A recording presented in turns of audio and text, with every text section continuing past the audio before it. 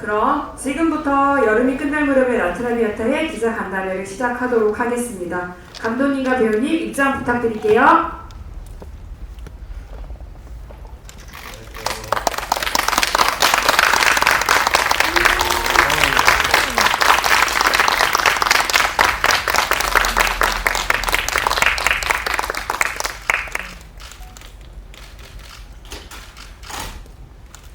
네, 그럼 먼저 저희 감독님과 배우님들 인사 부탁드릴게요. 저희 윤석호 감독님부터 부탁드립니다. 네, 안녕하세요. 영웅계 이제 데뷔한 신인 감독은 윤석호입니다. 잘 부탁드립니다.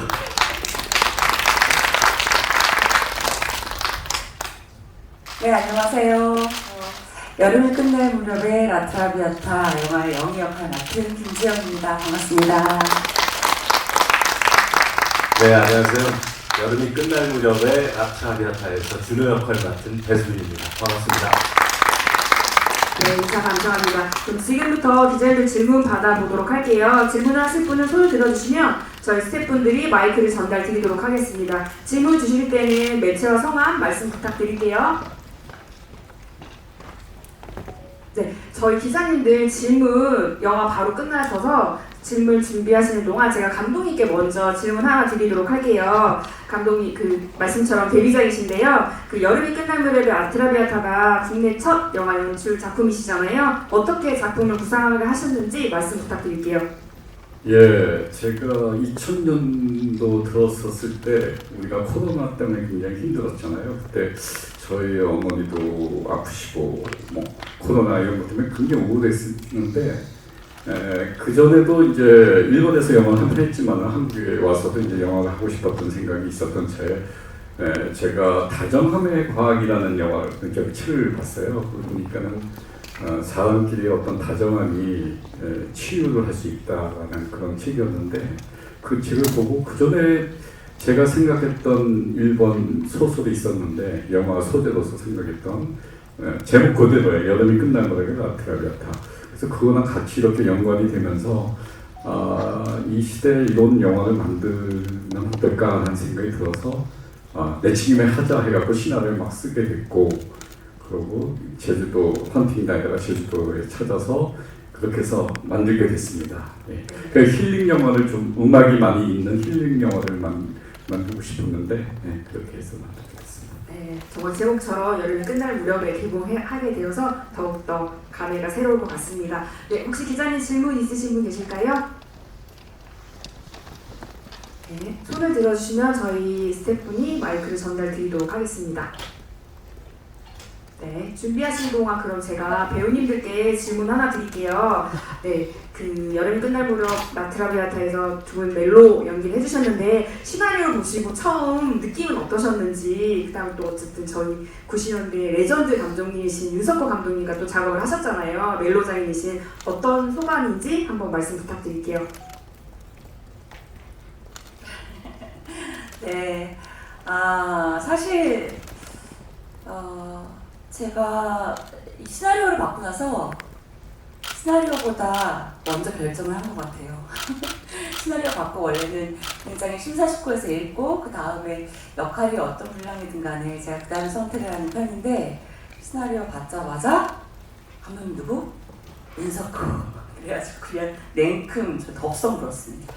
그래가지고 그 다음에 작품을 보다 보니까 요즘에 좀 많이 지쳤던 것 같아요. 뭐 여러 가지 OTT도 그렇고 영화도 그렇고 좀 너무 티가 많이 튀고 폭력이 난무하는 그런 영화들 속에서 좀 지쳐가고 있던 찰나에 굉장히 샘물 같고 뭔가 저한테 안식을 줄 수 있는 그런 영화인 것 같아서 굉장히 기쁘게 받아들였습니다.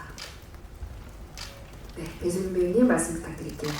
네, 저도 지영 선배하고 좀 비슷했던 것 같습니다. 저도 감독님하고 너무 작품을 하고 싶었었는데 이제서야 기회가 된 것 같아서 저도 기꺼이 참여를 하게 됐고요.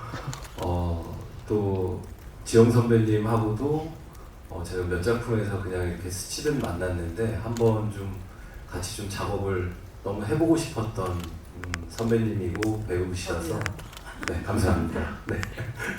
그래서 참여하게 됐습니다.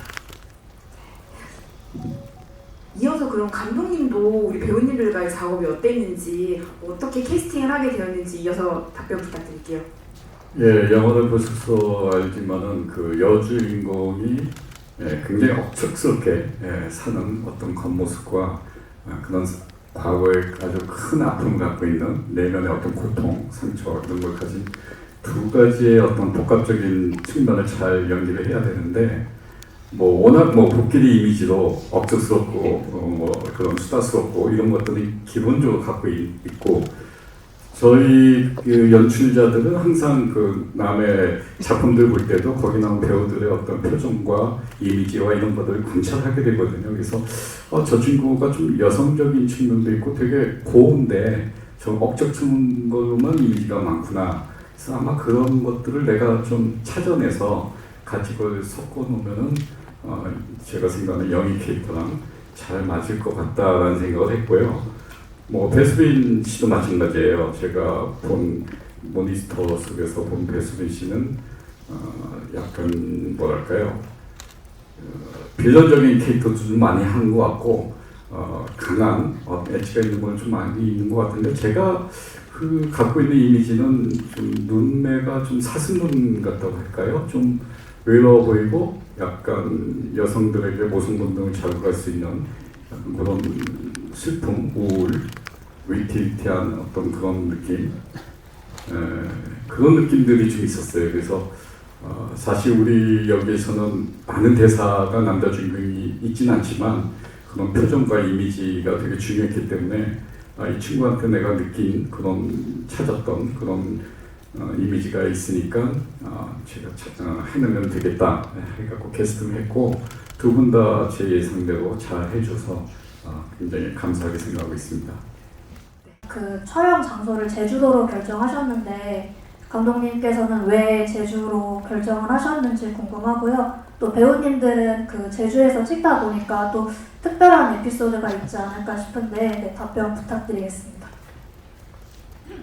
예, 그 원작 소설에도 바닷가 집이었고 또 바다에서 이런 불행한 일이 있었기 때문에 바다 장면이 참 많이 나오기 때문에 바다가 굉장히 중요했어요, 이미지적으로. 그래서 제가 이게 저예산 영화이기 때문에 처음엔 제주도를 전혀 생각하지 않았어요. 동해안과 남해안을 이렇게 돌다가 마땅한 어떤 장소를 발견을 못해서 결국 제주도까지 갔죠. 제주도까지 가서 거기서도 돌다가 가파도가 마음에 들었는데 가파도는 또 제주도에서 또 떨어진 섬이어서 거기서 뭐 저기 자전거 타는 장면이라든지 바다 풍경 같은 것들 좀 찍고 김영에서 이제 그 바닷가에 있는 집을 하나 발견해서 이제 김영에서 두 군데서 이제 촬영을 했는데 아무래도 바다 풍경이 가장 큰 요인이었던 것 같습니다. 제주도 선택하는 데는. 예. 네, 김정빈님부터.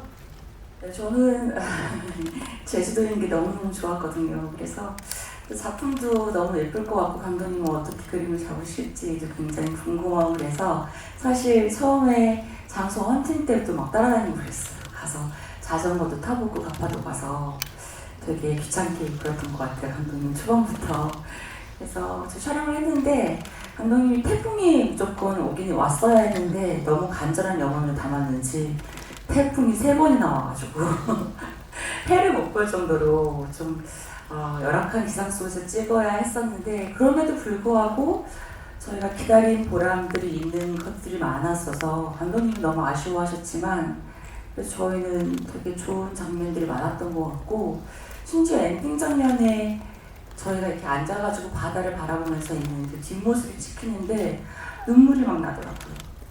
네, 바다를 바라보고 있는 게 여러 가지 저희가 순차적으로 작품을 진행하기도 했고 촬영을 하기도 했고 저희한테 영희랑 준우가 쌓여서 그 시간도 오롯이 그냥 저희가 그 바다와 하늘과 앉아있는 저희 그대로를 느낄 수 있는 그런 시간들이었던 것 같고 태풍이 많이 와서 무서운 적도 되게 많았어요. 감독님이 자꾸 바닷가 걸으라고 막 그래가지고 네. 막 뒷모습은 엄청 차분한 것이긴 했지만 앞으로 계속 울면서 걸어갔거든요. 막 태풍이 너무 심해가지고 감독님의 열정이 대단하셨어요. 네, 지금도 열정이 어마어마하셔가지고 뭐 어떤 기상이변이나 어떤 저희를 가로막는 무엇이더라도 저희를 막을 수 없을 만큼 촬영을 강행했고 그 결과 좋은 작품을 얻은 것 같습니다. 네, 정말 저희 영화 같은 경우는 하늘하고 동업을 해야 했던 작품이었거든요. 그리고 또 섬이다 보니까 지영 선배 말씀대로 태풍이 정말 3번이 왔고 촬영을 하다가 졌고 다시 또 대기하다가 다시 또 날이 개면은 바로 나가서 또 촬영을 하고 보통 어떤 현장에서 이렇게 어떤 좋은 장면을 찾기 위해서 시간을 이렇게 기다리는 경우가 많이는 없잖아요. 근데 참 저희도 항상 이렇게 좀 스탠바이를 했던 것 같아요. 해가 뜰 때, 질 때, 구름이 낄 때, 또 거칠 때. 그래서 여러 가지 또 그런 장면들을 또 함께 이렇게 모여서 기다렸다가 같이 달려나가서 찍고 뭐 이런 것들이 좀 되게 참 신기한 경험을 했다라는 생각이 듭니다. 네, 이거는 저희 사실 비밀이긴 한데 감독님은 모르셨겠지만 가파도에 들어갔을 때 저희 시간이 없었잖아요. 그랬는데 비가 왔잖아요. 다음날 못 찍을 수도 있었거든요. 근데 배수빈 씨랑 저는 정말 철없이 비 오는데 방 앞에 나가서 밤바다에서 낚시했거든요. 그래가지고 내일 아침에 비 왔으면 좋겠다 막 이러면서 하루 더 있었으면 좋겠다 막 이랬는데 감독이 마음 타들어가고 있었는데 저는 이렇게 철없이 그냥 살았던 것 같아요. 그냥 그 작품 안에서 영희와 준으로. 네. 죄송합니다. 저희 제주 촬영 얘기가 나와서 그러는데 감독님, 저희 또 촬영 감독님 또 특별한 감독님이시잖아요. 또 아름다운 영상을 담아주셨는데 그 이야기 한번 해주시면 감사드릴게요.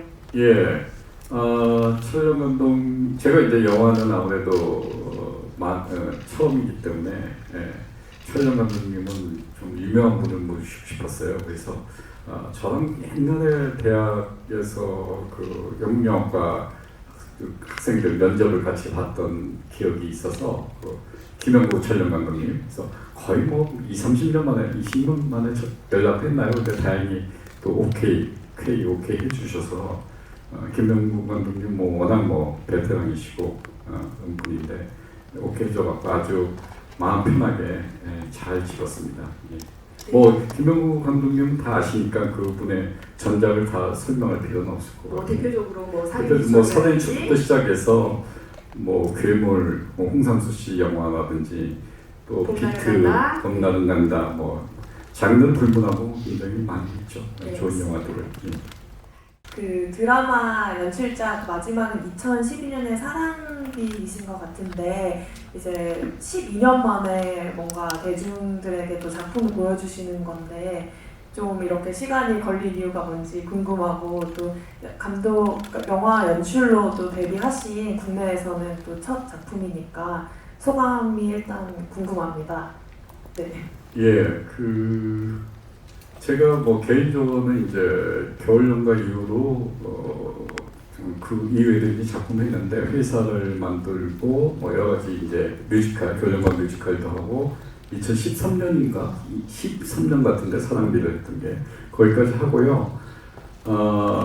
뭐랄까 그 작가로서 예술가로서 뭐 한계라고 할까요? 뭐 그런 거를 많이 느껴갖고 그냥 떠났어요. 한국을 떠나서 영국에서 1년 있었어요. 영국에서 옥스퍼드 대학하고 런던 대학에 그래도 받아줘서 연구원으로 있으면서 이제 뭐 한류 강의도 좀 했고 그러던 차에 이제 일본에서 영화 제안이 와서 그 교육해서 이제 일본에 가서 이제 영화 준비하고 그것도 한 3-4년 걸리더라고요. 그래서 그 작업하고 이제 한국에 와서 이제 기획하고 또 뭐 부모님들이 좀 몸이 편찮으셔서 또 같이 좀 있고 그런 일들이 계속 됐었죠. 그래서 한 10년 정도 지난 것 같아요. 공백이 보면은 그런 일들이 있었고 그래도 뭐 항상 마음속에는 현역이었어요. 항상 책을 보고 뭐 보면서 이런 거 하면 어떨까 저런 거 하면 어떨까 어떤 작품이 나올까 또 타인의 작품들도 보면서 트렌드가 이렇게 바뀌겠구나 뭐 이런저런 생각들 계속 그렇게 살아왔죠. 그러다가 코로나 때 뭐 이렇게 더 이상 이렇게 멈출 수는 없겠다 일단 저지를 잘해갖고 그때 이제 오히려 동력을 받아서 이번에 작품을 하게 된 거죠. 네, 이어서 기자님. 네, 하나 더 드리고 싶은 질문은 비슷한 질문일 수도 있는데 왜 영화로 또 보여주시게 됐는지 드라마가 아니라 네, 그것도 좀 궁금합니다. 예, 드라마는 약간 제가 아이러니컬하게도 겨울 연구할 때는 제작비가 굉장히 쌌어요. 모든 게 스텝이나 배우들이나 그래서 방송국에서 한류가 생기기 전이었죠. 근데 한류가 생기고 나서 아이러니컬하게도 제작비가 너무 올랐어요. 외국에 이제 수출하면서 막 오르다 보니까 자본이 이렇게 오르다 보면은 투자를 받아야 되잖아요. 투자를 받다 보면은 약간 상업성을 띌 수밖에 없는 거고 자본의 논리에 많이 이렇게 기획도 맞춰줘야 되는 거고 뭐 그런 지금 방송국들도 아시다시피 OTT 시장 때문에 굉장히 방송국에 그게 많이 약화가 됐잖아요. 그래서 모든 그런 어떤 풍조를 보면서 제가 거기에 맞출 수는 없더라고요. 그래서 드라마를 하려면은 그런 류의 드라마들을 이제 해야 될 것 같은 분위기가 되고 제가 좋아하는 어떤 취향과 이런 것들은 그거랑 좀 괴리감이 좀 생기고 하면서 드라마 PD는 모든 또 드라마 PD들은 영화에 대한 어떤 그런 거가 있어요, 욕망이. 그래서 영화를 좀 하면 어떨까라는 생각이 들었고 그래서 이번에도 저는 뭐 그렇게 스케일이 큰 영화를 이렇게 드라마도 그랬지만 그런 걸 하는 스타일이 아니고 작은 데서 이렇게 알콩달콩 그런 걸 찾는 스타일이기 때문에 작은 영화 같은 큰 영화가 아니라 작은 영화 같은 거는 좀 내가 할 수 있겠다 생각이 들고 방송국에 제가 처음 갔을 때도 TV문학관 같은 프로를 하고 싶어서 갔어요. TV문이 없어졌는데 그런 어떤 그런 단막의 형태의 그런 장르를 제가 개인적으로 좋아했고 그리고 이제 더 나이 먹기 전에 이제는 해야 된다 막 그런 생각을 하던 차에 이제 일본에서 제안이 와서 했고 계속 할 수 있겠다라는 생각을 거기서 발견을 했고 그래서 이제 앞으로도 계속 하고 싶습니다. 계속 계획하고 있고 그렇게 해서 하게 된 것 같습니다. 드라마는 아무래도 좀 시스템도 많이 바뀌고 그래서 좀 이제는 영화 쪽에 이렇게 해야 되지 않나 이런 생각을 하게 됐습니다. 네, 아무래도 저희 감독님이 오래간만에 작품을 가지고 와서 궁금한 게 많을 것 같은데 저도 좀 궁금한 게 있어서 감독님 전 사실 문화계 전반에 걸쳐서 지금 뭐 가요도 그렇고 패션도 그렇고 Y2K 열풍이 불고 있잖아요. 감독님 연출하신 레전드 드라마 뭐 가을동화라든지 겨울연가 등도 유튜브 등 다양한 플랫폼에서 지금도 큰 사랑을 받고 있어요. 이렇게 오랫동안 작품들이 대중들에게 사랑받는 이유가 뭘지 그리고 그 레전드 드라마 속의 배우님들이 지금도 최고의 사랑을 받는 배우이신데 그런 모습을 보고 어떤 느낌이실지 한번 답변 부탁드리겠습니다. 그래서 레트로하고 이제 그런 현상이 일어나고 있는데 저도 이제 다른 사람들한테 많이 얘기를 들어요. 뭐 유튜브에서 그런 게 나가서 역주행하는 경우도 있다. 뭐 그런 얘기를 많이 듣는데 글쎄요. 제가 그걸 진단하기는 되게 어렵고 그냥 지금 젊은 세대들이 볼 때는 지금과 다른 모습이 굉장히 신선한 느낌으로 받아들일 수 있을 것 같고 그리고 그때가 좀 더 순수했던 것 같아요. 모든 그 내용이나 그런 것들이 그래서 그런 순수한 어떤 점들은 뭐 시대가 바뀌어도 시간이 바뀌어도 약간 통하지 않나 그런 측면들이 있어서 아마 그래서 그런 게 아닐까라는 생각이 듭니다. 맞습니다. 네, 감독님. 아까 계속 요즘 작품은 어떤지 트렌드를 지켜보셨다고 하셨는데 사실 이 작품은 요즘 영화들이 굉장히 호흡을 짧게 가져가는 거에 대해서도 굉장히 호흡이 너무 길고 어떤 신곡이나 공백도 많고 한데 일부러 이렇게 하신 것 같은데 그런 이유가 있으신지랑 그리고 아까 드라마 시스템이 많이 변하셨다고 하셨는데 사실 요즘에 영화계도 격동의 시기이고 아직 길을 못 찾고 있는데 이 어려운 영화판에서 계속 하시려고 하는 그 의지랄까? 그리고 이거 어떻게 헤쳐나갈 생각이신지 좀 그런 부분도 궁금합니다. 계속 헤쳐나가려면은 그냥 제가 할 수 있는 작은 영화들을 계속 만드는 거가 되게 중요하다고 생각해요. 이번에도 뭐 예산은 크게 안 들였는데 뭐 제가 아까 오기 전에 어디 인터뷰에서 좋아하는 영화 4개를 얘기하는 인터뷰를 했었는데 지금 얘기하다 보니까 다 옛날 영화더라고요. 뭐 러브스토리나 난과 연하 이런 옛날 영화들을 얘기하게 됐는데 제가 그렇게 살아와서 그런 것 같아요. 그래서 저는 그 트렌드를 보고는 있지만은 제가 그거를 쫓아갈 이유는 없는 것 같아요. 제가 옳다고 생각하고 제 가치관이 형성된 왔던 거가 있는 대로 그냥 이 영화도 사실 제목을 아다지오라고 해갖고 제천영화제에서 이제 했었는데 아다지오가 지금도 뭐 아다지오를 제가 폴더를 갖고 차에서 많이 듣는데 약간 그 아다지오가 주는 어떤 느림의 미학이 있거든요. 그래서 저는 그걸 좋아하고 너무나 스피드하게 돌아가고 강하게 돌아가는 세태 속에서 제가 옳다는 건 아니고 저 같은 콘텐츠도 다양성 측면에서 한쪽에선 좀 있어야 되지 않나.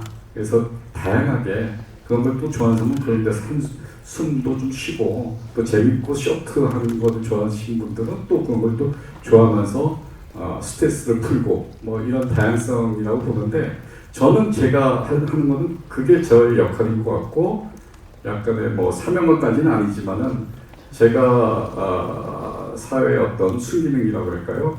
저는 어쨌든 콘텐츠를 통해서 약간 따뜻한 마음, 뭐 좀 정화되는 느낌 그런 거를 받길 원하니까 그런 작품들을 계속 하고 싶죠.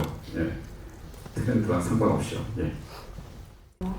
그 두 배우분들께 질문 드리고 싶은데요. 영화 속에서 가장 인상 깊었던 음악이 있으면 그게 무엇이었는지 그거랑 이유까지 한번 말씀 부탁드립니다. 네, 우리 배수인 배우님 먼저 말씀 부탁드릴게요. 네, 저는 음악을 너무 좋아하고요. 네, 감독님께서도 음악에 대한 조예가 너무 깊으셔가지고 여러 가지 음악들이 많이 나오는데요. 저는 뭐 개인적으로는 그 옴브라마이프라는 곡이 있거든요. 네, 그 음악이 가장 기억에 많이 남습니다. 저 같은 경우는 글렌 골드의 피아노 연주로 나왔던 아다지오가 제일 저한테 의미가 있는 곡이었고 그 곡을 들으면 아들의 목소리가 들릴 것 같으니까 요즘에도 자주 듣는 것 같아요. 네. 기자님 질문처럼 우리 영화에서 클래식 음악이 정말 중요한 역할을 하잖아요. 감독님 저희 영화 속에 나오는 음악을 어떻게 또 선곡을 하셨는지 음악 감독님 올드보이 이주수 감독님과 호흡을 맞추셨는데 음악에 관련된 에피소드 한번 말씀해 주시면 감사드리겠습니다.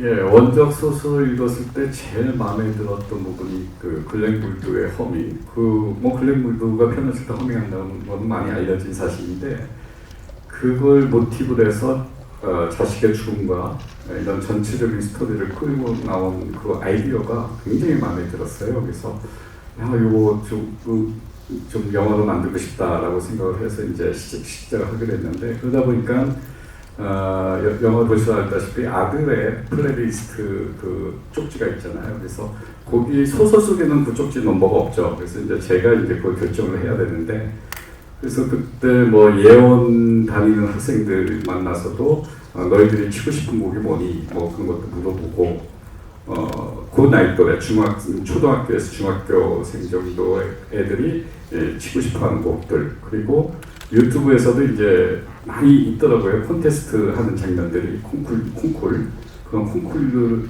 그것도 다 찾아보고 그리고 또 음악 감독 이지수 감독하고 또 이제 그런 제가 이제 모아놓은 곡하고 그러면 이제 프로시니까 이지수 감독하고 같이 상의를 하고 또 영화 속에 전체적인 톤 앤 매너에 또 맞아야 되니까 단지 기교나 이런 거가 중요한 게 아니라 그 톤 앤 매너가 맞아야 되니까 또 거기서 또 추리고 해갖고 이제 나온 곡들이고 이지수 감독은 뭐 제가 여러 매체에서 한번 얘기를 한 적이 있는데 저랑 이제 겨울연가 때 만나서 겨울연가 때 사실 그 배용준 씨 피아노 치는 손가락 그 대역으로 이제 대학생이 왔는데 그때 인연으로 해서 그 이후에 작품을 계속 같이 했어요. 그 서울대 작곡가 학생이었기 때문에 작곡한 것도 많고 재능도 많고 그래서 저는 작곡을 계속 했고 이번에도 그 친구가 그 다른 데서 받는 사례 진짜 너무나 적은 액수였지만은 K 해줘서 너무 고맙게 생각하고 있고 그렇게 같이 했던 것 같습니다. 예. 약간 근원적인 제가 그 질문이 생각이 나는데요. 두 배우님은 클래식 음악을 좋아하시는지 갑자기 궁금해집니다. 네, 저는 좋아합니다. 네, 그래서 촬영장에서 굉장히 음악을 많이 들은 걸로 알고 있는데 그런 에피소드를 좀 말씀해 주시면 좋을 것 같아요. 네, 나이가 좀 죄송합니다. 들어갈수록 네, 클래식이 좋아지는 것 같습니다. 그리고 어떻게 굉장히 어떤 장르의 음악들을 들으면 굉장히 좀 질리고 이렇게 오래 못 듣고 그런데 클래식 음악은 계속 듣고 있으면은 왠지 그냥 계속 들을 수 있을 것 같은 그러다 잠잘 수 있을 것도 같고 그러다 밥 먹을 수 있을 것 같고 뭐 그런 의미로 약간 좀 그런 의미에서 좀 생활 밀착형 음악이라고 해야 될까요? 네, 그렇게 듣고 있습니다. 저는 사실 뭐 클래식만 많이 듣고 이런 스타일은 아니거든요. 그냥 주말에 늦은 오후쯤에 늦게 밥 먹고 다 치우고 그리고 이렇게 누워있을 때 널브러져 있을 때 좀 듣는 그런 음악들로 클래식을 많이 선택하는 편인데 근데 뭐 정확한 정보도 없고 제목도 잘 모르고 막 이럴 때가 많아서 저 클래식 몰라요 이렇게 얘기했었는데 사실 저는 이 영화를 하고 나서는 난 클래식을 되게 좋아한다 라고 말씀을 드리고 싶어요. 왜냐면 그게 특별히 그 곡에 대한 어떤 자세한 정보를 알지 못하더라도 그냥 들었을 때 마음이 편안하고 내가 즐길 수 있으면 그건 좋아하는 게 맞는 것 같아요. 저는 클래식을 좋아합니다. 네, 감사합니다. 두 분의 호흡이 이번 영화를 촬영하면서 되게 좋았다고 들었는데 좀 어떻게 호흡하셨는지 좀 뭐 서로에 대해서 좀 얘기해 주시면 좋겠습니다.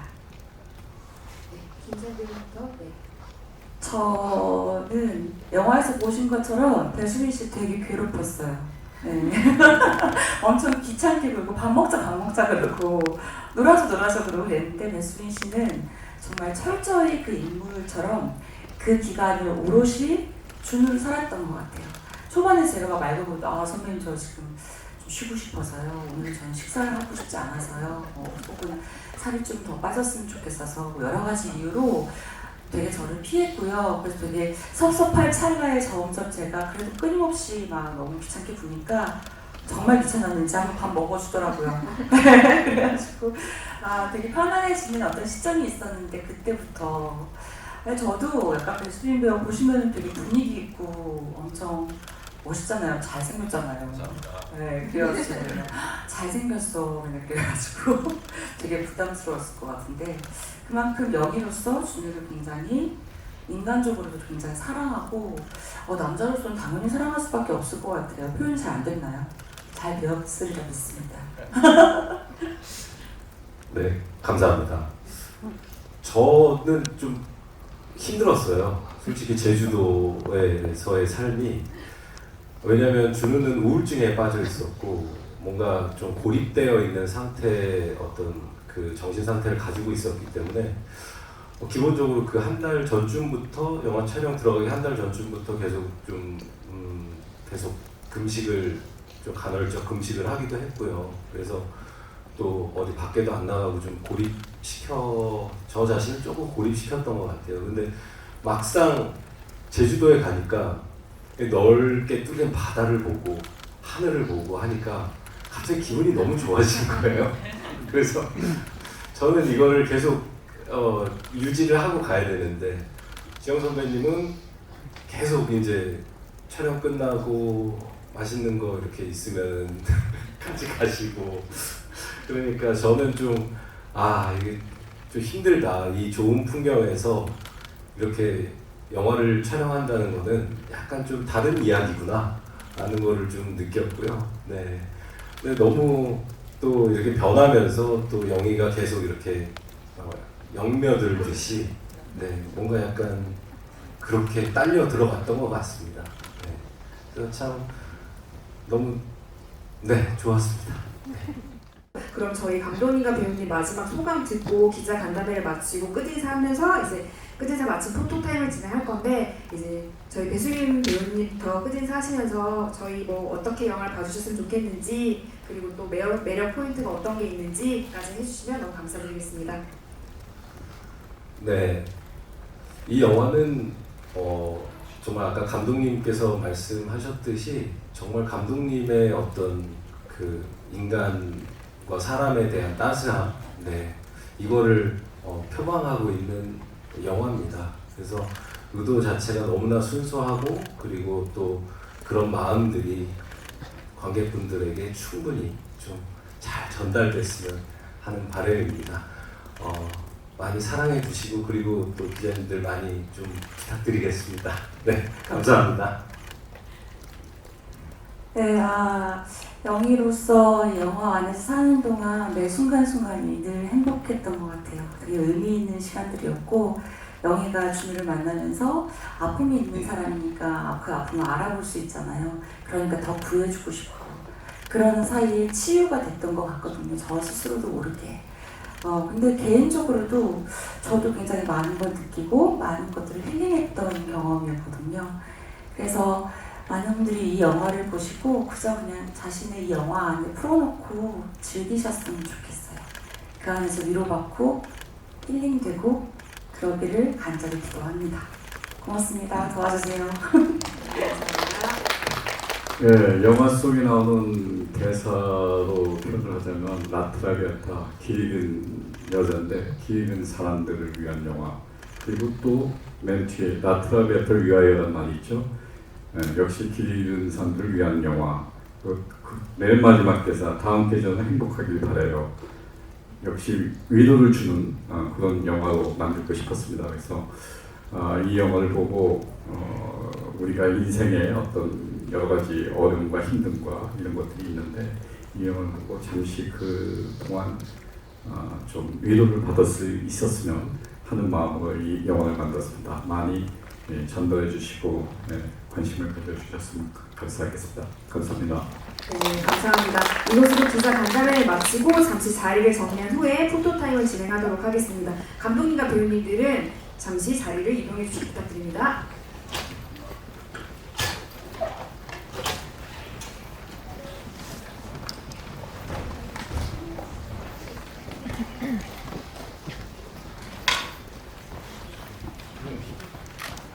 지금부터 포토타임을 진행하도록 하겠습니다. 김지영 배우님 먼저 입장 부탁드릴게요.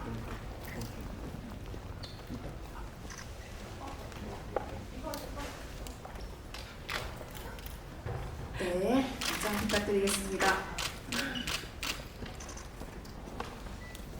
네, 배우님 저희 정면부터 부탁드릴게요. 네. 손인사도 해주시고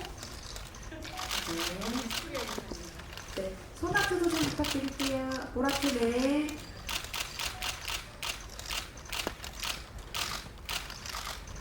네, 감사합니다. 네, 네, 이제 저희 배수빈 배우님 입장 부탁드릴게요.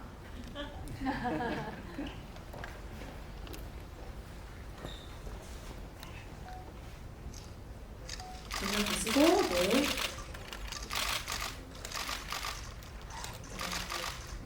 배우님 소마트 가능하실까요? 네, 감사합니다. 저희 화이팅 포즈 한번 할까요? 라트라비아타 화이팅! 네, 감사합니다. 감사합니다. 저희 이제 윤석호 감독님 입장 부탁드리겠습니다.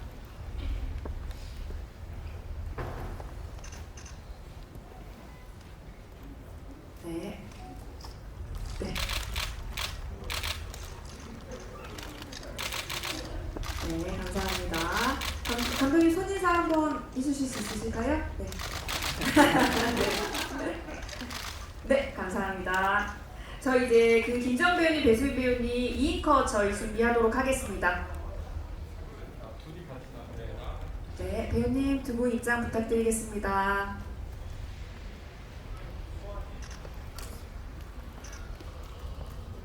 네. 전문 보고, 네.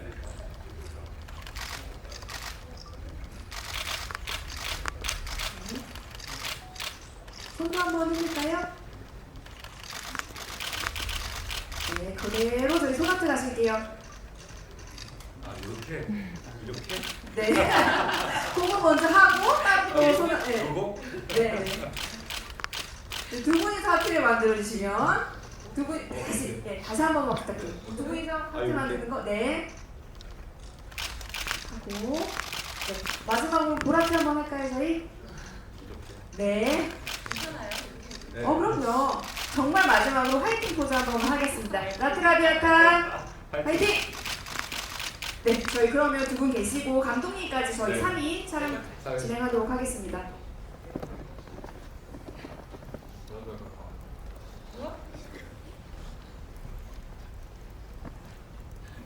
네, 정면 보고. 네.